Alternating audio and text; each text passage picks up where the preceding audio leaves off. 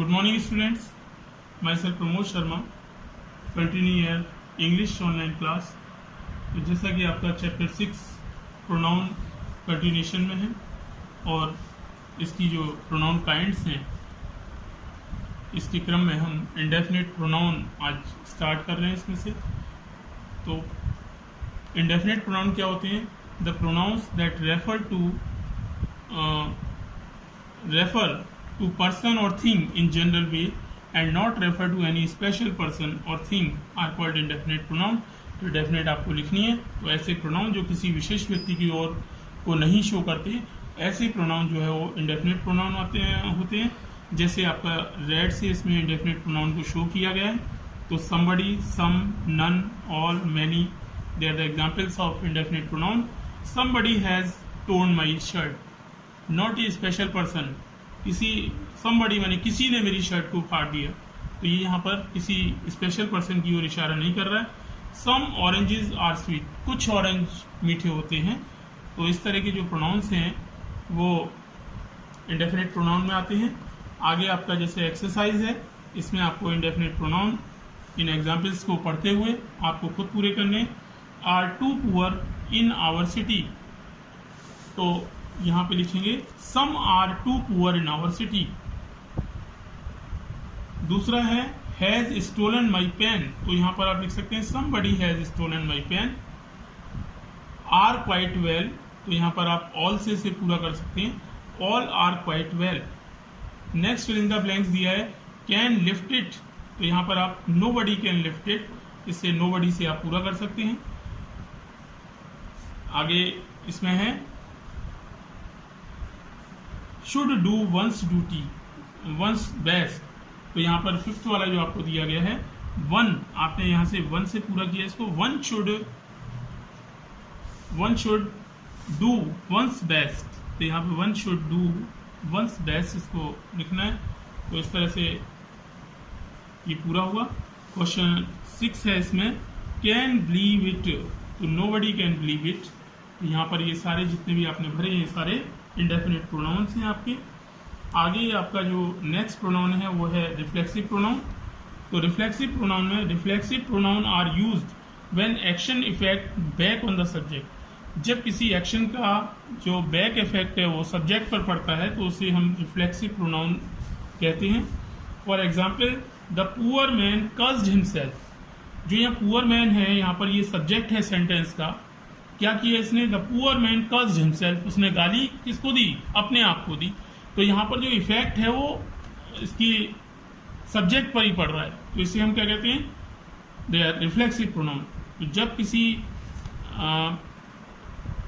किसी उसका इफेक्ट जो है प्रोनाउन का इफेक्ट उसके सब्जेक्ट पर पड़ता है तो ऐसे प्रोनाउंस को हम रिफ्लेक्सिव प्रोनाउन कहते हैं।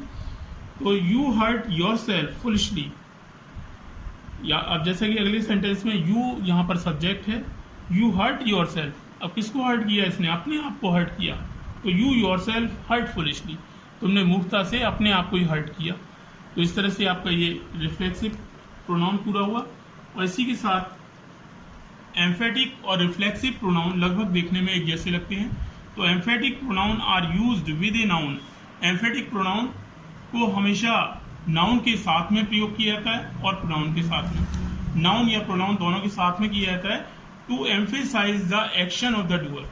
किसी भी कर्ता जो डूअर है, करता है किसी काम को करने का, उसके साथ में उसको एम्फेसाइज करने के लिए, उसके कार्य को बढ़ाने के लिए we ourselves completed the project, हमने खुद ही यह जो प्रोजेक्ट है वो पूरा किया।